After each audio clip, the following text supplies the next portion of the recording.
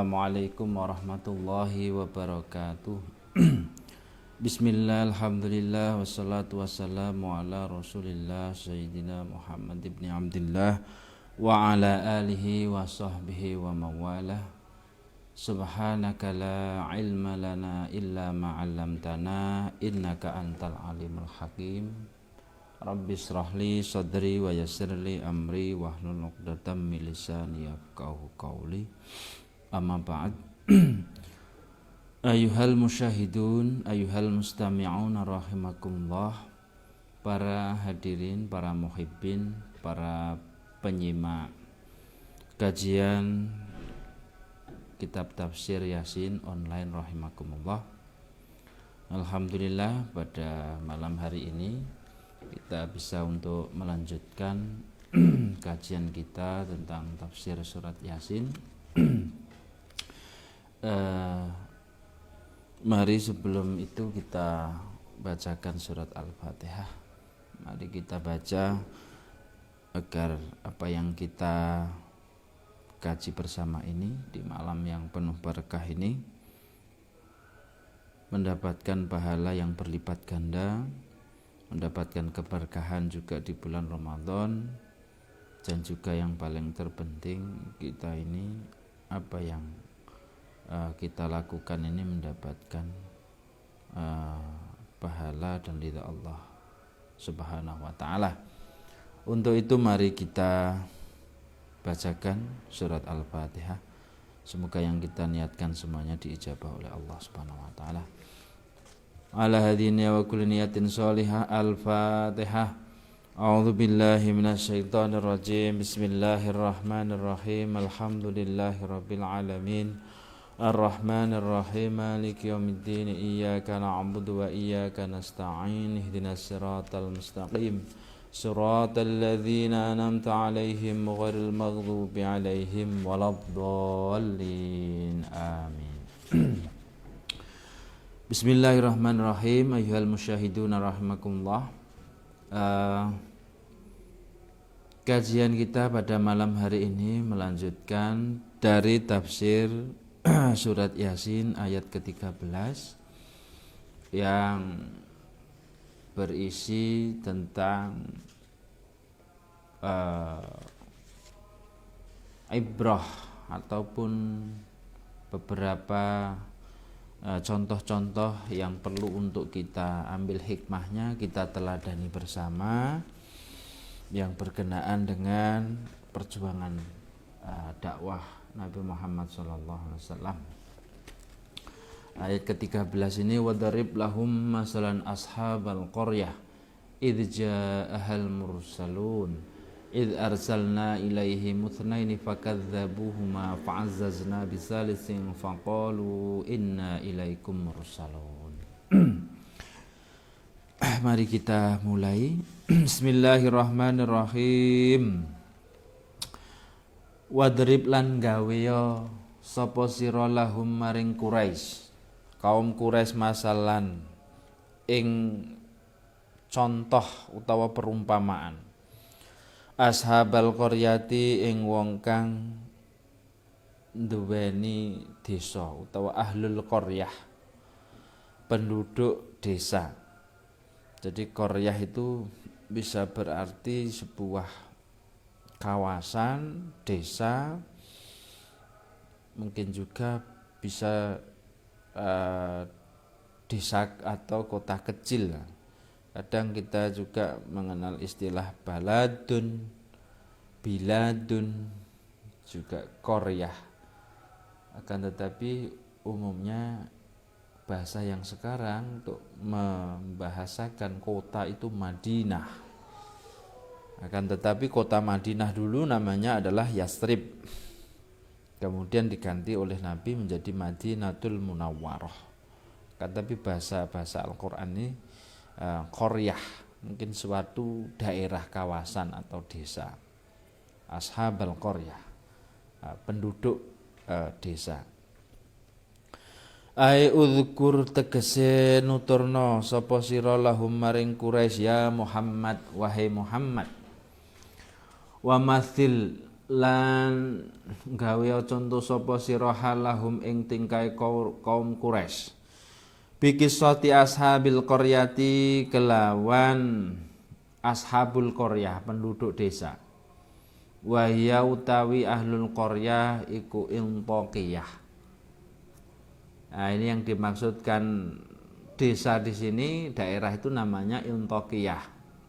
Ini memang terjadi perbedaan pendapat di kalangan mufasir. Ada sebagian dari para mufasir ini yang mengatakan tafsir dari ashabul qaryah itu adalah daerah Intaqiyah, nanti akan kita bahas. Dan sebagian lagi mengatakan itu bukan Intaqiyah, tetapi tidak dijelaskan. Beberapa mufasir menyebutkan daerah yang lain. Kalau pengarang kitab tafsir Yasin ini mengikuti pendapat sebagian dari mufasir yang menyebutkan ashabal qaryah, yang dimaksud qaryah itu adalah Intaqiyah. Wallahu a'lam. Irja'a nalikane teko ha ing ashabul qaryah sapa al mursalun, pira-pira utusan. Idz arsalna nalikane ngutus sapa ing pinggirnya itu, dikatakan bahwa bertemu dengan seorang syekh atau orang tua yang sedang mengembala ternak. Namanya di dalam keterangan di tafsir Yasin Hamamizatah ini, namanya adalah Habib An-Najjar. Ketemu dengan Habib Najjar, namanya Habib An-Najjar, mensiarkan mujizatnya Nabi Isa. Kemudian Habib An-Najjar atau orang tua tadi berkata, sesungguhnya aku itu mempunyai anak yang terbujur sakit selama beberapa tahun. Coba antarkanlah kami menemui anakmu. Dua utusan itu berkata, antarkanlah kami untuk menemui anakmu, maka kami akan mencoba untuk melihat kondisinya. Setelah itu Habib An-Najjar pun membawa kedua utusan tersebut ke rumahnya untuk menemui anaknya yang sedang sakit itu. Maka ditemui anaknya Habib Najjar. Lalu kedua utusan tersebut berdoa kepada Allah, summa masaha, kemudian dengan mengusap badan si anak tersebut. Nah ini luar biasa. Utusannya Nabi saja punya karomah yang seperti itu ya. Kemudian atas izin Allah, maka seketika itu pula si anak tersebut sembuh dari sakitnya. Jadi anak yang sudah sakit parah, bobrok seperti itu, kemudian dengan atas izin Allah, kedua utusan itu mendatangi, kemudian disuwuk lah istilahnya ya. Kemudian didoakan, diusap badannya, langsung sembuh. Nah ini kan luar biasa. Itu padahal hanya sekelas utusannya manusia loh, utusannya itu karomahnya Hawariyin ini. Nah ini kadang-kadang kalau utusan kemudian Nabi Isa itu menjadi Tuhan, itu kesalahpahaman mereka dengan melihat kemampuan Nabi Isa untuk hal-hal yang khariqul adah seperti itu, menyembuhkan orang yang buta, orang yang kena kusta, orang yang mati, sehingga dikatakan sebagai Tuhan. Nah, jangankan Nabi Isa ini, murid yang diutus Hawariyin ini loh, dua utusannya saja mampu ini atas izin Allah ya.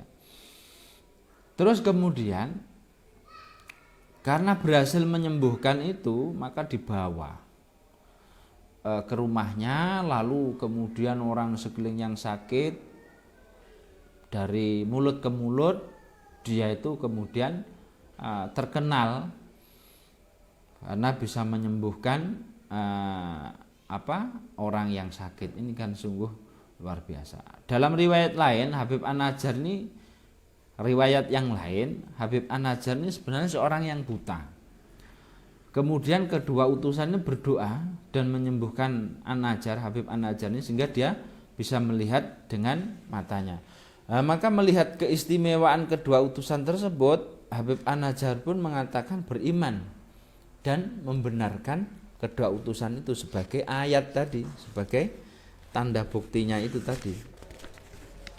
Oleh karena itu selama beberapa waktu kedua utusan itu banyak sekali menyembuhkan orang-orang yang sakit, sampai kemudian terdengarlah itu kepada raja yang berkuasa di Antiokhia. Jadi Ahlul Qaryah itu, Ashabul Qaryah itu penduduk Antiokhia. Di mana Antiokhia itu? Antiokhia itu kira-kira sekarang itu secara geografis masuk kepada negara Turki. Dia itu terletak di pesisirnya sungai yang mengarah ke Mediterania. Jadi masuknya kepada wilayah Turki. Nah, pada waktu itu yang berkuasa itu Raja Yunani yang bernama Antikhis. Antikhis ini orang yang menyembah berhala. Nah, ini riwayat ini kemudian banyak sekali yang tidak setuju bahwa Ahlul Qaryah itu Antiokhia, karena menurut keterangan bahwa Antiokhia itu tempat diterimanya atau hijrahnya Nabi Isa. Tidak mungkin mereka menyembah berhala seperti itu. Ini masih terjadi perdebatan sesama mufassirin. Nah, apa yang terjadi? Kemudian setelah berhasil menyembuhkan orang, terus kemudian terdengar oleh Antikhis, Raja Yunani ini tertarik untuk untuk memanggil kedua utusan tersebut. Akhirnya dipanggillah kedua utusan itu oleh Antikhis. Kemudian mereka atau Antikhis ini mengundang kedua utusan itu untuk ke kerajaannya. Lalu Raja Antikhis berkata, "Kamu ini siapa, kamu berdua ini?" Kemudian kedua utusan itu pun menjawab, "Nahnu Rasulan Isa alaihissalam." Kami ini adalah dua utusannya Nabi Isa alaihissalam. Kemudian Raja Antikhis berkata lagi, "Untuk apa kamu itu berdua datang kota ini?" Kemudian kedua utusan tersebut, dua rasul tadi itu, dua utusan tadi menjawab, yaitu untuk mengajak kamu untuk meninggalkan menyembah Tuhan yang tidak bisa melihat dan mendengar. Ilahun la yasma'u wa la yubsiru, yang tidak bisa melihat dan tidak bisa mendengar. Nah, ini langsung tanpa tedeng aling-aling langsung menjawab seperti itu. Ajakannya tanpa tedeng aling-aling. Terus kemudian Antikhis bertanya, apakah kami mempunyai Tuhan selain Tuhan kami? Apakah kamu punya Tuhan selain Tuhan kami? Lalu kedua utusan itu pun menjawab, benar. Kemudian Raja Antikhis ini dia tentu saja marah. Nah, ini persis perilakunya orang-orang Quraisy. Kalau langsung disampaikan kepada hal-hal yang sifatnya prinsipil seperti kepercayaan mereka ini mereka langsung marah. Lalu raja itu marah, kemudian sama prajurit kemudian ditangkap, dua orang utusan tersebut dijebloskan ke dalam penjara. Jadi kedua orang tersebut langsung dipenjara. Nah, inilah kemudian dalam riwayat yang lain dari Wahab bin Munabbah bahwa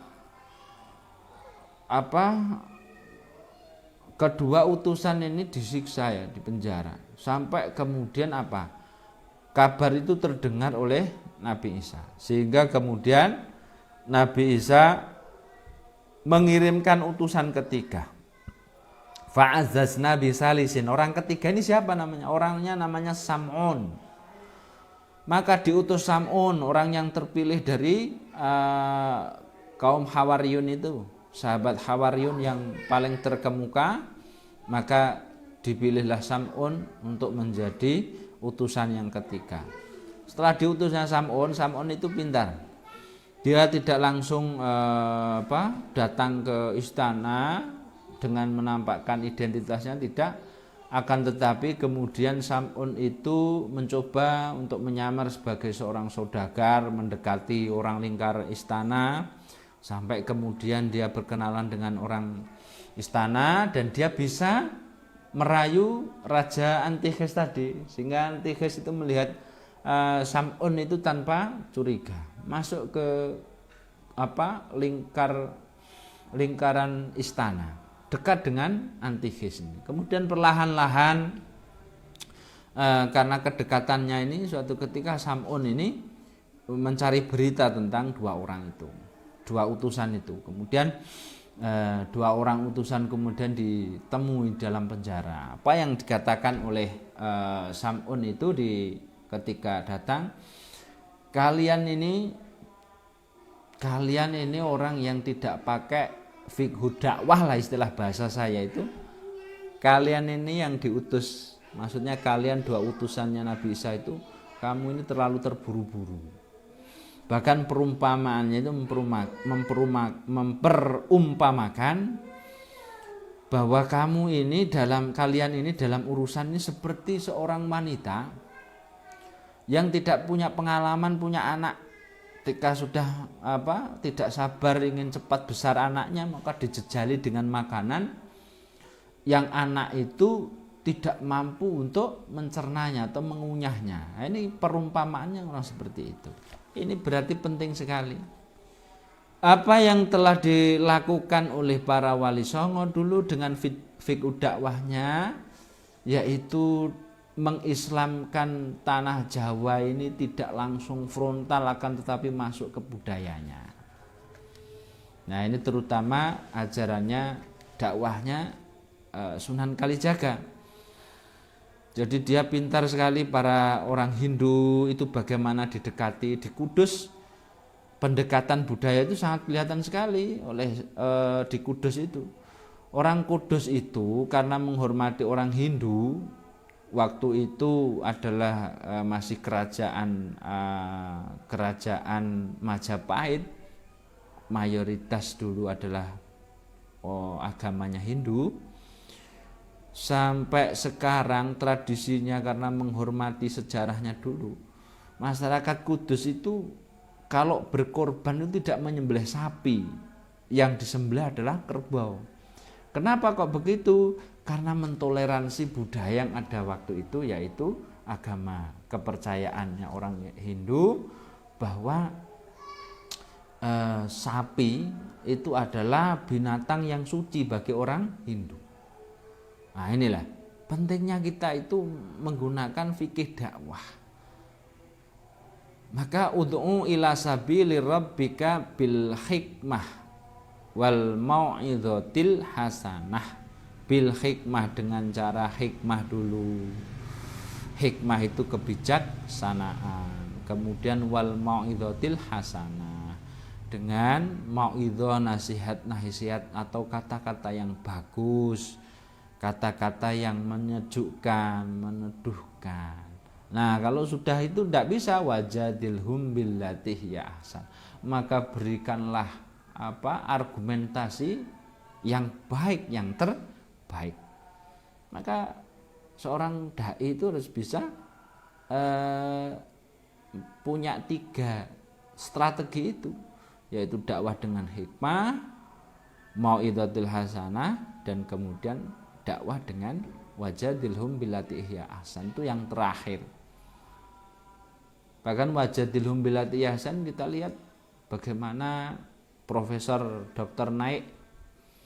Zakir Naik ya, yang dari India itu, yang sekarang mukim di Malaysia, banyak sekali mengislamkan orang dengan retorikanya, dengan debat terbuka, seminar, simposium yang dihadiri minimal 10.000 orang baru dia mau datang. Ini luar biasa.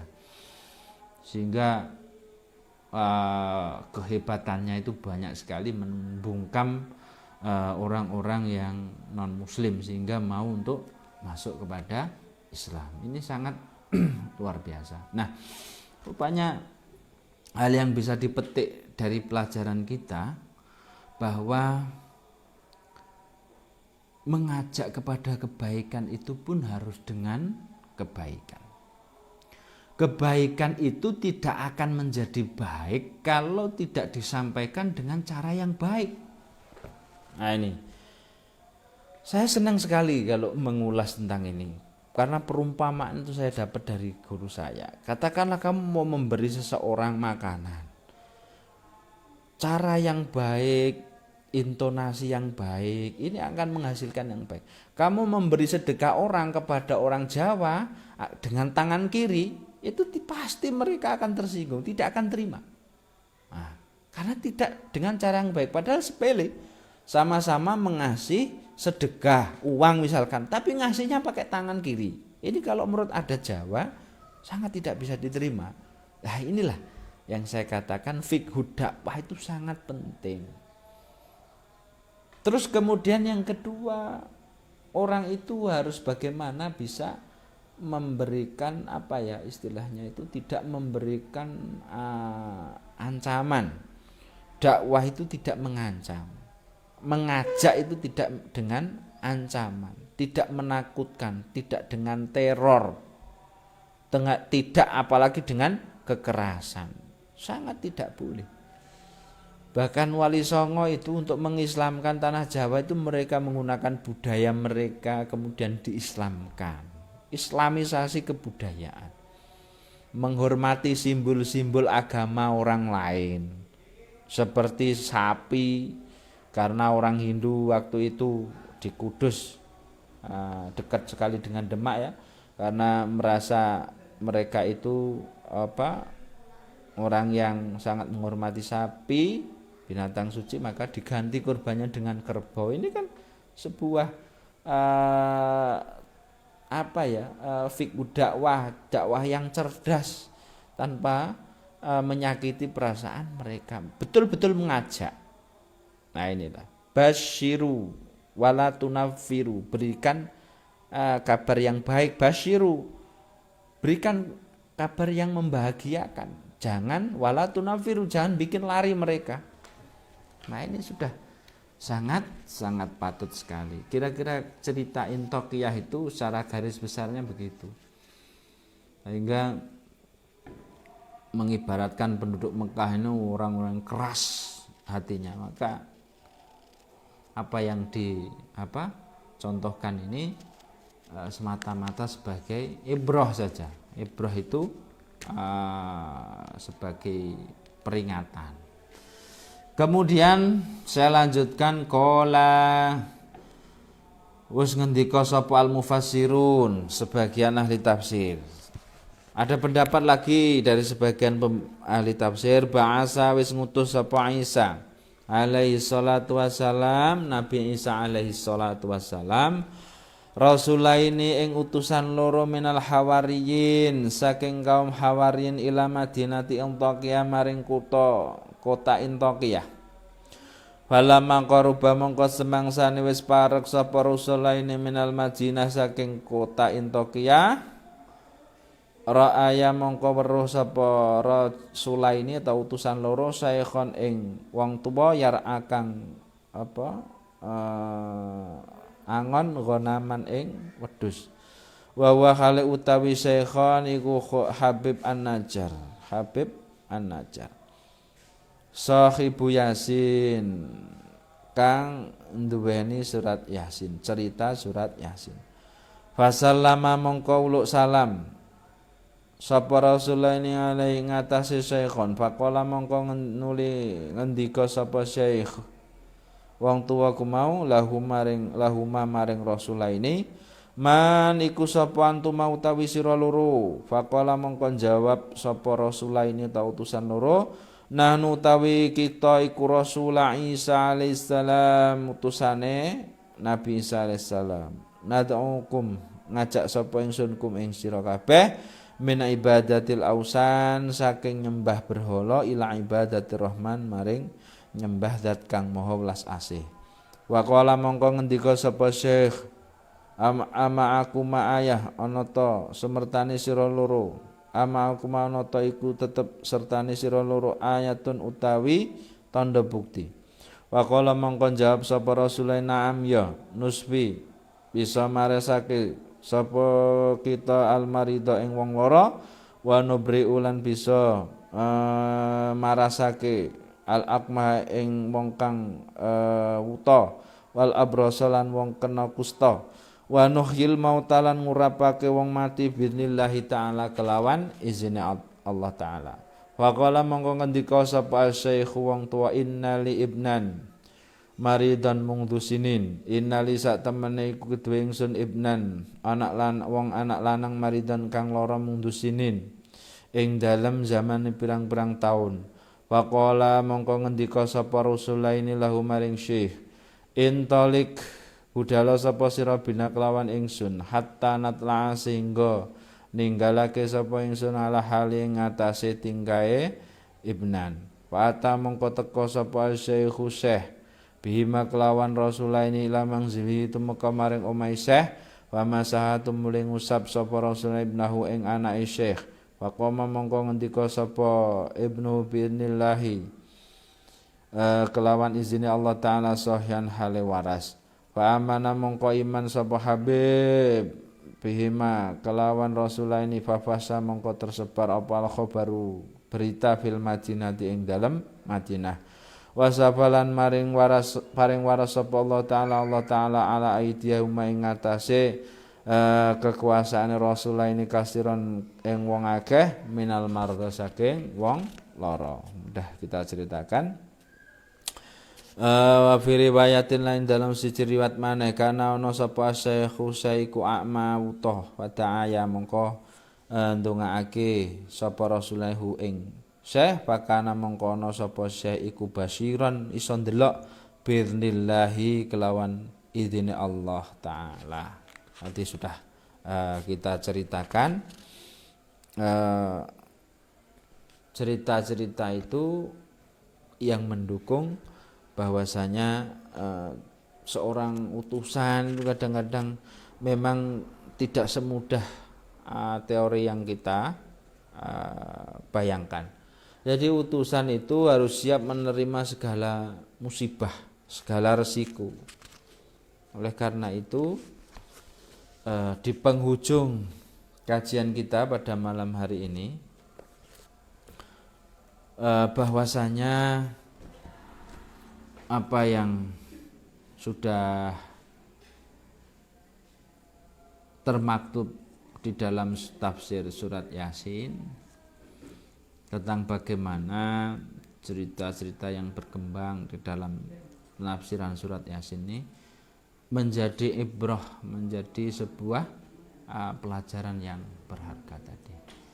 Sehingga kita bisa menghargai kita yang lahir sebagai seorang mukmin, menghargai nikmatnya iman, nikmatnya masuk agama Islam, sehingga kenikmatan yang kita rasakan ini akan membuat kita itu untuk bersyukur kepada Allah, karena orang muslim itu nanti orang yang punya iman inilah yang akan merasakan kenikmatan besok di dunia dan akhirat.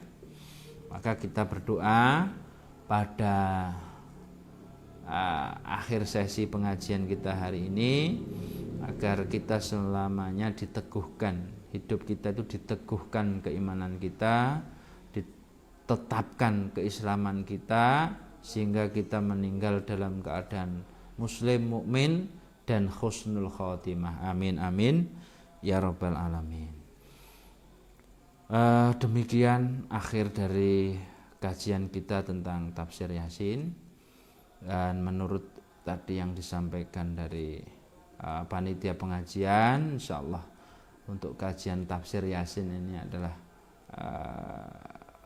untuk program PKR ini malam hari ini saya mungkin terakhir kali untuk mengisi PKR.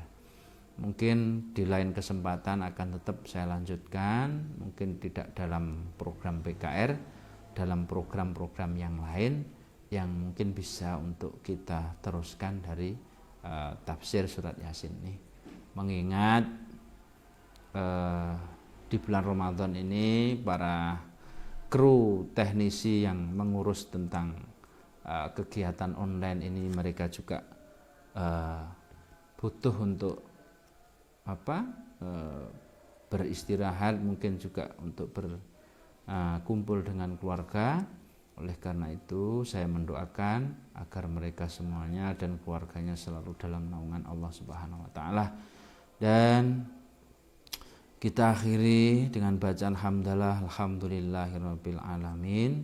Maulaya sholli wa sallim daiman abadan alal habibika khairil khalqi kullihim huwal habibul ladzi turja syafa'atuhu li kulli haulin minal ahwali muqtahimi. Shadaqallahul azim.